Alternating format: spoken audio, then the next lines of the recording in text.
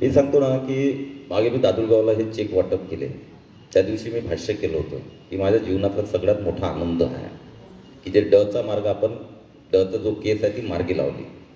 कारण काय की कोट्यवधी रुपये, मला वाटते किती कोटी रुपये झाला आपलं पूर्ण डच आहे,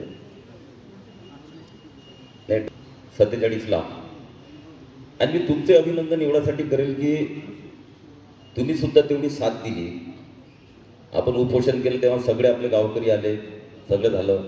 आणि वकील साहेब तुम्हाला एक सांगतो, हा विषय 2-3 वर्षातला नाही आहे. कारण जेव्हा माननीय देवेंद्रजी फडणवीस साहेबांचं सरकार होतं त्यावेळेस खडसे साहेब, त्यानंतर भाऊसाहेब हे पालकमंत्री, शेवटच्या टप्प्यात मी पालकमंत्री झालो.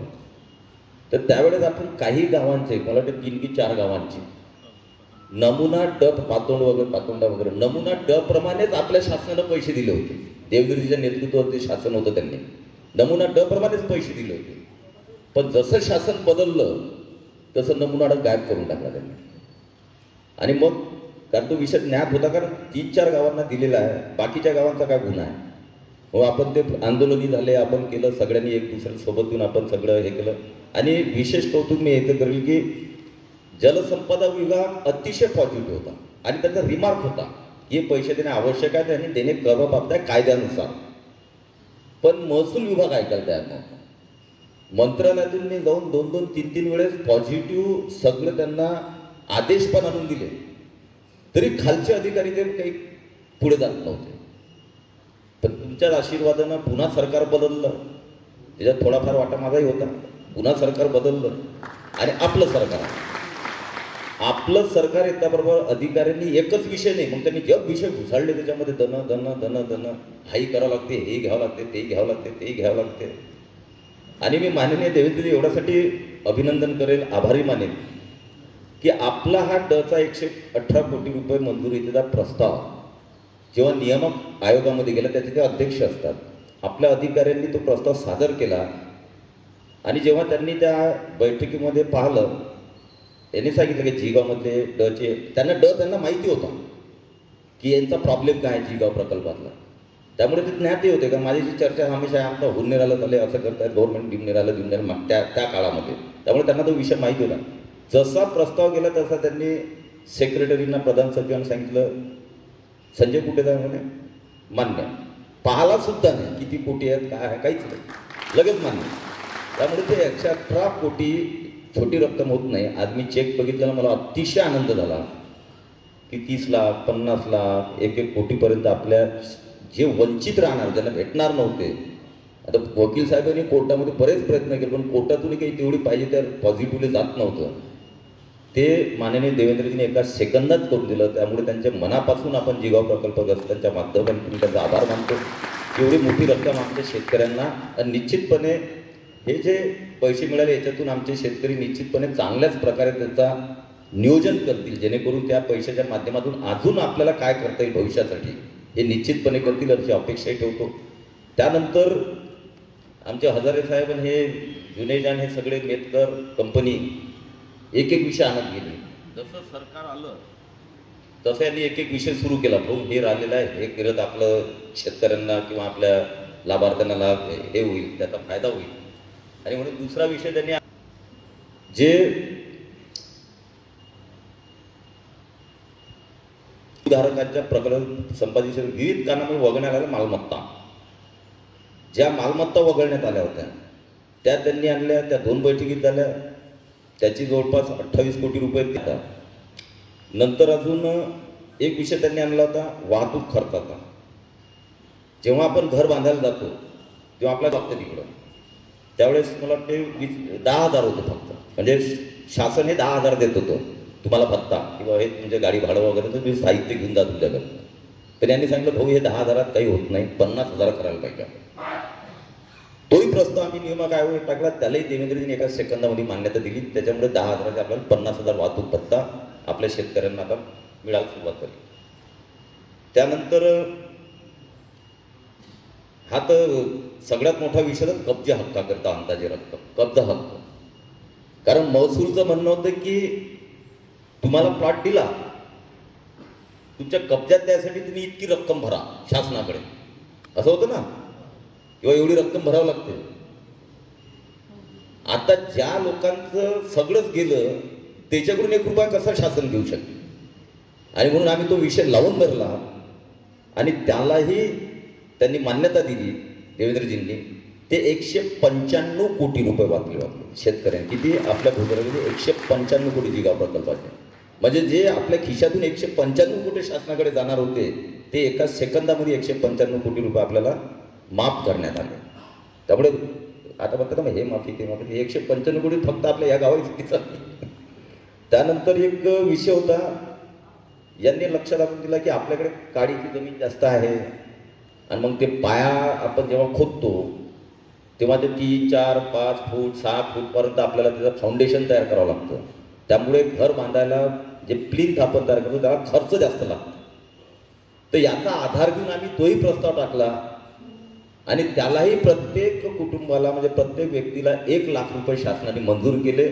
हा महाराष्ट्रातला पहिला आहे. म्हणजे महाराष्ट्रात आतापर्यंत असं कधीच झालं नाही.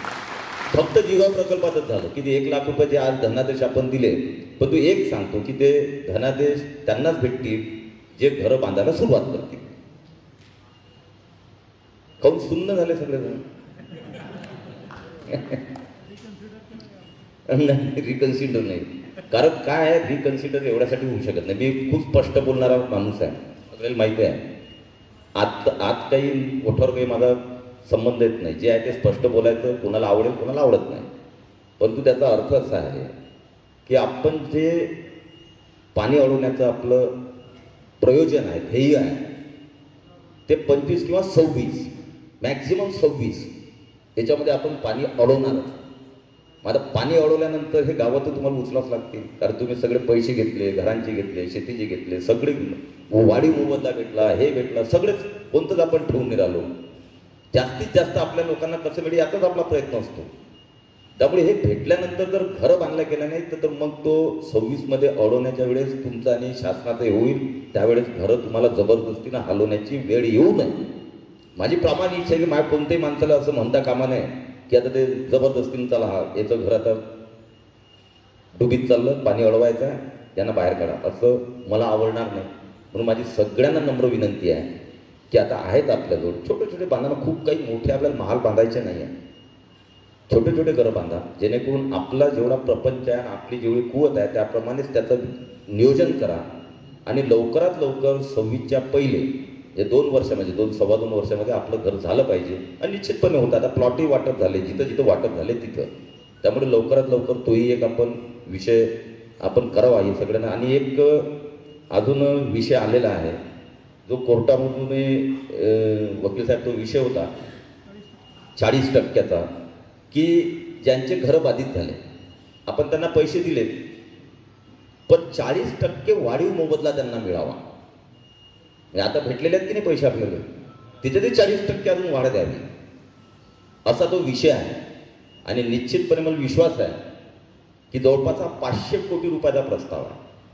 म्हणजे शिल्लकचे 500 कोटी आपल्या ज्यांचे पुढील क्षेत्रामध्ये घरं चालले, ज्यांना पैसे मिळाले, काही लोकांचे मिळायचे असतील, त्यांना 500 कोटी रुपयाचा भार शासनावर जाईल. त्यांना 40% वाढीव मोबदला देण्याचं जे धोरण किंवा ज्या पद्धतीनं कारवाई ऑफिसकडून चालू आहे, निश्चितपणे त्याचा पाठपुरावा केला जाईल. आणि 40% वाढीव मोबदला हा तुम्हाला मिळून देण्यासाठी शेवटच्या क्षणापर्यंत आपण प्रयत्न करू. आणि निश्चितपणे मला विश्वास आहे की तो 40% सुद्धा आपल्या जे बाधित लोक आहेत त्यांच्या खिशामध्ये गेले पाहिजे. 40% का 500 कोटी रुपये पुन्हा आपल्याला आणावं लागतं. आता 500 कोटी म्हणजे छोटी रक्कम होत नाही इतक्या गावाईसाठी, तरी पण ती रक्कम आपण निश्चितपणे आणू असा मला विश्वास आहे. तोही निश्चितपणे आपण पुढे विषय नेणार आहे. शेलार साहेब एक चांगले अधिकारी आहेत म्हणून आपण त्यांना जिगावचा आणि बाकीचे आता दिलेला आहे. आणि निश्चितपणे छोटे छोटे शेलार साहेब विषय असतात पण ते विदिन टाईम बाउंडमध्ये जर झाले, माझा प्रयत्न तो होतो. म्हणून मी डे बाय डे या जिगाव प्रकल्पाच्या प्रकल्पग्रस्त या विषयामध्ये डोकं घालत असतो. कारण मला असं असतं की ठीक आहे 2-4 दिवस इकडे तिकडे पण लवकर निपटारा त्या प्रकरणाचा योग्य असेल योग्य, अयोग्य असेल अयोग्य, अयोग्य असेल मग आम्ही पाहतो पुढे अजून शासनापुढे काय काय करायचं. ते योग्य पटापट काढून टाकले पाहिजे जेणेकरून यांना जास्त चक्कर मारायचं बुलढाण्याला काम पडू नये. आणि निश्चितपणे तुम्ही तो प्रयत्न करत आहात. थोडा स्पीड अजून वाढवला तर आम्हाला निश्चित आनंद होईल.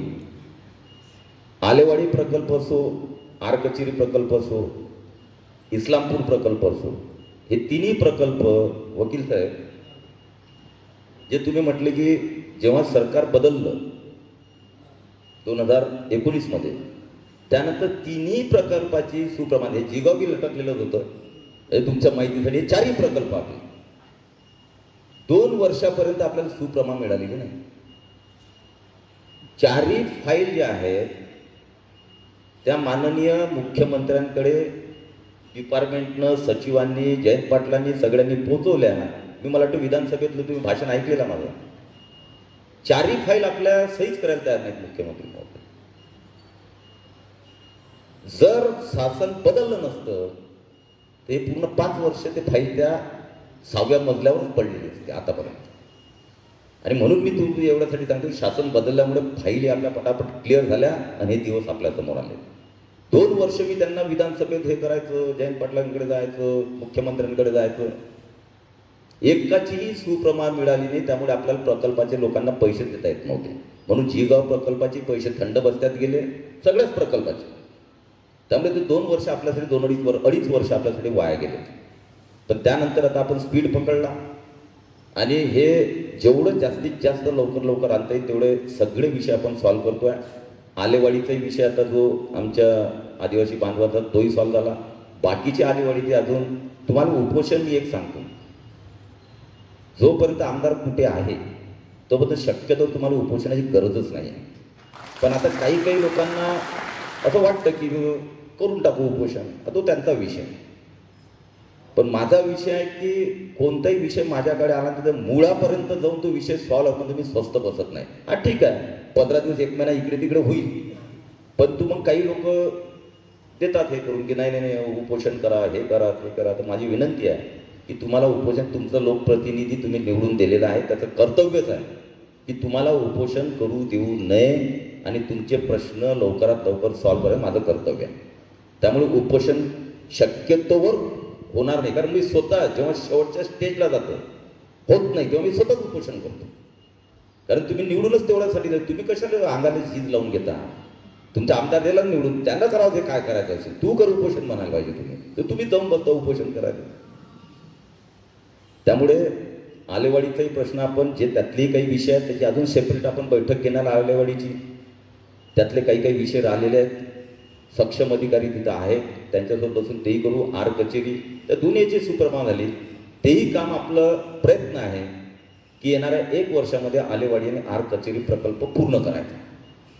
आज चोंडी प्रकल्प आपला पूर्ण झाला आणि चोंडी प्रकल्पामध्ये साहेब आता जी शेतापर्यंत पाईप असते, जे प्रत्येक शेतकऱ्याला जी आपण वितरण प्रणाली जी असते ती सुद्धा आपली झाली.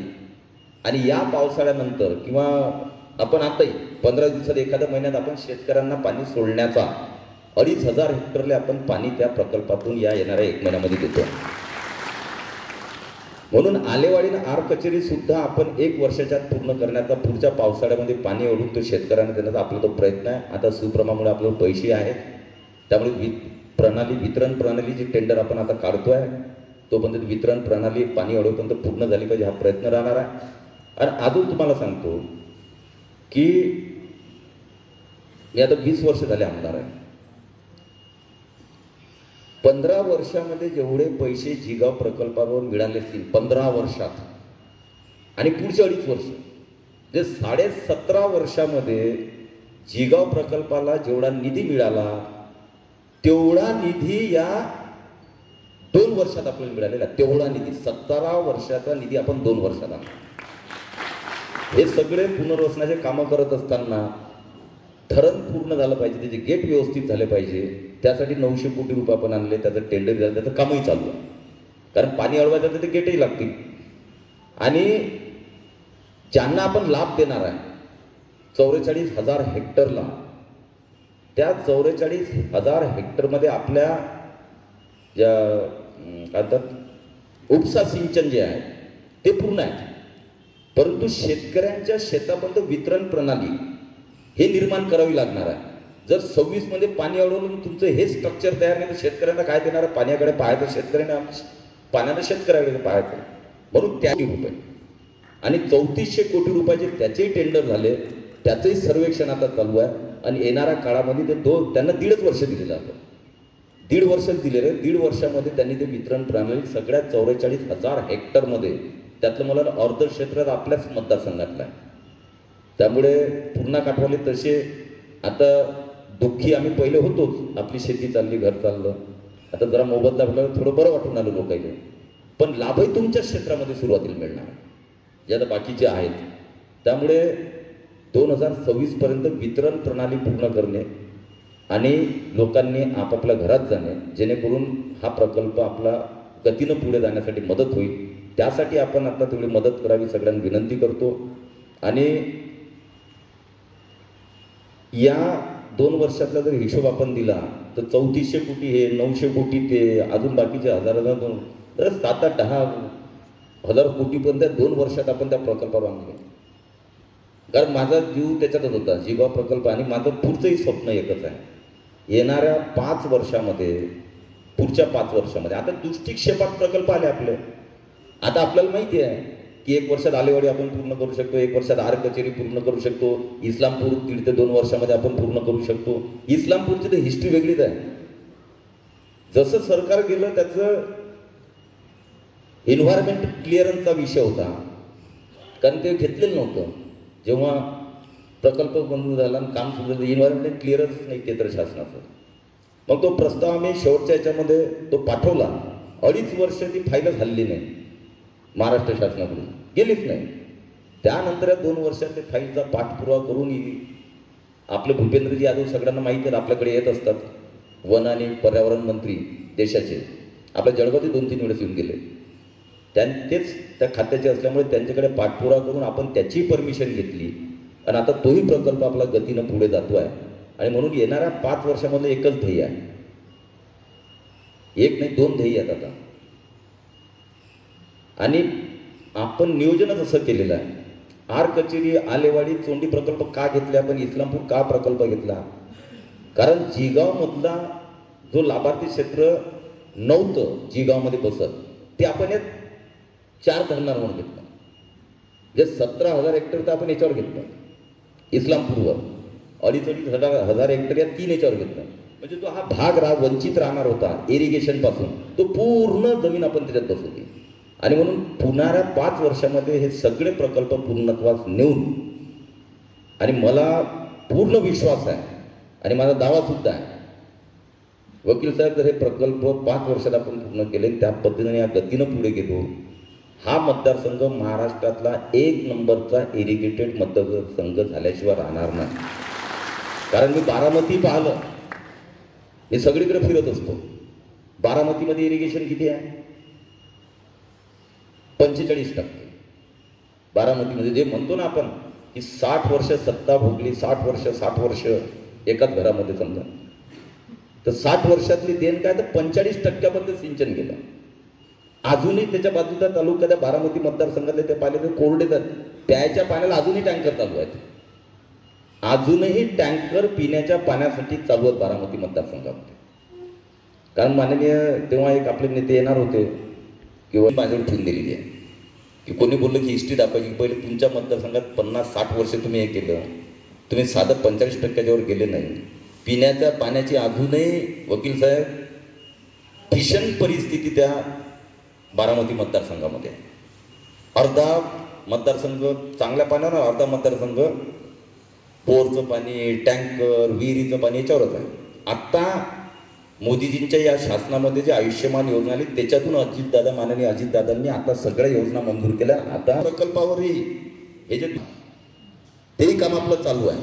म्हणजे इकडे कमी पडलं तर इकडलाही सोर्स आपण तयार करून घेतला आता. म्हणजे इकडल्या गावांना काही प्रश्नच पिण्याच्या पाण्यावर नाही, फक्त इरिगेशन 5 वर्षात पूर्ण करणे हे आपलं स्वप्न आहे. त्याचं कारण आहे, मला बरेच लोक विचारतात की तुमच्या भागामध्ये कारखाने नाही आहेत, तुम्ही उद्योगधंदे आणले नाही. म्हटलं उद्योगधंदे कसे आणतात त्याचा जरा मी प्रयत्न केला. मोठमोठे उद्योगधंद्याला मी मंत्री होतो तेव्हाही भेटलो. काय होतं आपल्याकडे की त्याच्यावर उद्योग इथे येईल. कारण उद्योगाला लागतं इन्फ्रास्ट्रक्चर, जे सडका चांगले, रस्ते चांगले वगैरे ते पाहिजे. दुसरं पाणी मुबलक पाहिजे. इंडस्ट्रीत पाठवायला तुम्ही जळगाव जामधून मुंबईत नेऊन, मुंबईतून पुढे तिकडे नेऊ, तो कशाला इकडे येणार? एखादा म्हटलं आपण सिमेंटचा कारखाना टाकू, इथं आपल्याकडे कच्चा माल कोणता आहे सिमेंटचा, त्याला तो दुसरीकडून इथं कशाला टाकेल? तो जिथं कच्चा माल उपलब्ध आहे, म्हणजे पारदच्या जवळ असेल, समजा भुसावळ जवळ असेल, ॲश वगैरे ते वापरतात, ते तिथं टाकतील. आणि मग या सगळ्याचा अभ्यास केल्यानंतर लक्षात असं आलं की आपला भाग हा औद्योगिकदृष्ट्या आणि मुलांना चांगल्या नोकऱ्या आणि इथंच रोजगार मिळण्यासाठी एकच महत्त्वाचं काम आहे, ते म्हणजे इरिगेशन. इरिगेशन आपलं झालं तर आपण विविध प्रकारचे पिकं घेऊ शकतो. शेतकरी तेवढा मेहनती आहे आणि त्यामुळे रॉ मटेरियल जे उपलब्ध त्याच्यावर कारखाने आपल्या भागात उभारू शकतो. आणि निश्चितपणे शक्यतो या इलेक्शनच्या पूर्वीच या भागामध्ये साखर कारखान्याचं प्रयोजन किंवा मंजुरात आपण घेण्याचा आपला प्रयत्न आहे. कारण इरिगेशन झाल्यानंतर ऊस जे आहे तो मुबलक मिळणार आहे. कारण कोरडाई म्हणजे कोरडा दुष्काळ आहे, कोरडा मराठवाडा, तरी तिथं साखर कारखाने टाकले. आज ते लोक एवढे पश्चाताप करून राहिले कारण पाणी चाललं जातात जमिनीतलं, जमिनीच्या पाण्यावर ते साखर. पण आपल्याकडे धरणं जसे आपल्या दृष्टिक्षेपात येऊन आले तेव्हा आपण आता साखर कारखान्याचं नियोजन करतोय आणि त्यामध्ये हजारो मुलांना आपल्या नोकरी मिळेल असा आपला प्रयत्न राहील. एक इथेनॉलचा प्रकल्प आपला मंजूर झालेला आहे, त्याच्यासाठी पाणीच लागतं. म्हणून अशा पद्धतीनं आता उद्योग वाढ आणि इरिगेशन हे दोनच मुद्दे आपल्याला कंप्लीट करायचे आणि ते येणाऱ्या 5 वर्षात आपला टार्गेट आहे. आपण तुमच्या चेहऱ्यावरचा हसू आणि आनंद हेच आमच्यासाठी समाधान असतं, दुसरं आम्हाला काही पाहिजे नाही.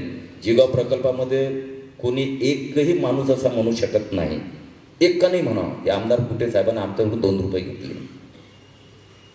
एकही की 2 रुपये आमच्या कामासाठी आमदार साहेबांनी जिगाव प्रकल्पातल्या माणसाकडून मागितले, 1 रुपया. कारण शेवटी तो तुमचा हक्क आहे, तो हक्क तुमच्यापर्यंतच पोहोचला पाहिजे. आणि देवाच्या कृपेने आई वडिलांच्या कृपेनं आशीर्वादानं मला काही कमी नाही आहे की तुम्हाला लुटू मी पैसा जमा करून, काही आवश्यकता नाही आहे. त्यामुळे माझं एक असते की जे नियोजन पुढे होते, कोणतं शेत घेणार, कुठं आता हे करणार, मी त्या पहिलेच त्या शेतकऱ्यांना सचेत करतो तुम्ही विकू नका, नाही तर धनाढ्य लोक तर तयार असतात विकत घेण्यासाठी. आता आपला रेल्वे प्रकल्प जो आता सोनाळ आणि जामोदला आपलं रेल्वे स्टेशन होते आहे, येणाऱ्या 2-3 महिन्यात त्याचं आता कामही चालू होतं, सगळं झालं आपलं तिथलं. त्याही शेतकरी थोडेसे नाराज आहेत.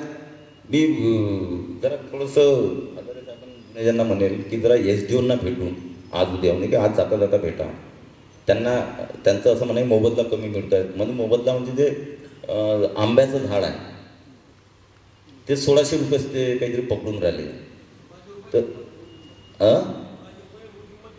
हां, तर तो विषय जरा SDOशी तुम्ही चर्चा करा, मग माझ्याशी चर्चा करा की जिगाव प्रकल्पामध्ये ज्या पद्धतीनं झाडाने त्याचं जे नियोजन केलेलं आहे ते त्यांच्याजवळ द्या, की या पद्धतीनं आम्ही केलेलं आहे. म्हणजे मग जेणेकरून त्यांनाही मोबदला सारखाच मिळाला पाहिजे ना, जे बाकीच्या प्रकल्प आहेत त्यांनाही मिळालं पाहिजे. पण तरीही मी त्यांना सांगितलेलं आहे त्या प्रकल्पात असताना की शेवटी वकील साहेबांनी आहेच, काही काळजी करायचं काम नाही.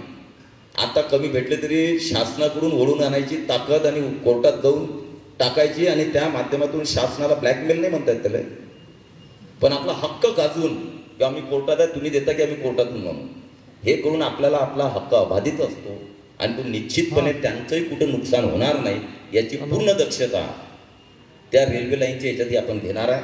सगळ्यांना चांगला मोबदला मिळेल याचा प्रयत्न थोडा ठीक आहे. आता दिल्यानंतर काय 60 महिने 1 वर्ष आपल्याला मागे पुढे होईल वाढीव मोबदला. आता वाढीव मोबदला आपण 40% आता 500 कोटी येणार आहे, तर त्यासाठी आपण प्रयत्न करणारच आहे, तसं तुमच्यासाठी करणार. आणि म्हणून या आणि तो जेव्हा ही अलाइनमेंट दाखवायची नाही की कोणाकोणाचं शेत त्याच्यामध्ये बाधित होते आहे, एकाली दाखवायचं नाही. जोपर्यंत डायरेक्ट नोटिफिकेशन निघते हे चाललं, डायरेक्ट प्रकाशित झाल्यानंतरच लोकांना माहीत पडलं की माझं गेलं आणि याचं गेलं. नाही तर काय केलं असतं, बरेचसे आमदार असे असतात की माहीत पडलं का आपले काही धनाढ्य मित्र असतात की नाही, त्याला सांगून देतात अरे हे शेत चाललेलं आहे, घेऊन टाका, अमाप कमाई होती. पण मी शेतकऱ्यांनी एकच सांगितलं कोणी शेत विकायचं नाही त्या एरियामध्ये. आणि म्हटलं तुम्हाला अलाइनमेंट तेव्हाच मी सांगेन की पूर्ण अलाइनमेंट तयार झाल्यानंतर कोणाचा गट नंबर, कोणाची शेती किती चालली ही तुमच्याजवळ प्रकाशित करेल. त्यामुळे विकायचा प्रश्न येत नाही. त्यामुळे कोणाचा हक्क शेतकऱ्यांचा बाधित होईल या प्रकारचं आपण कधीच राजकारण किंवा या पद्धतीचं आपलं लक्षच नसतं. त्याचा हक्क त्याला मिळावा हाच आपला शेवटपर्यंत प्रयत्न आहे. आणि भविष्यातही तोच राहणार आहे. आणि हा जो आता अंशतः बाधितचा विषय आहे, निश्चितपणे अजून 11 गावं त्याच्यात वाढलेले आहेत. त्यामुळे ते 11 गावं हे आपले गावं याचा मॉडर्न टेक्नॉलॉजीनुसार, ड्रोननुसार सगळ्यांचा पुन्हा सर्वे करू आणि त्यामध्ये योग्य जे असेल तो निर्णय निश्चितपणे तुम्हाला मिळेल याची खात्री देतो आणि थांबतो. जय हिंद, जय महाराष्ट्र.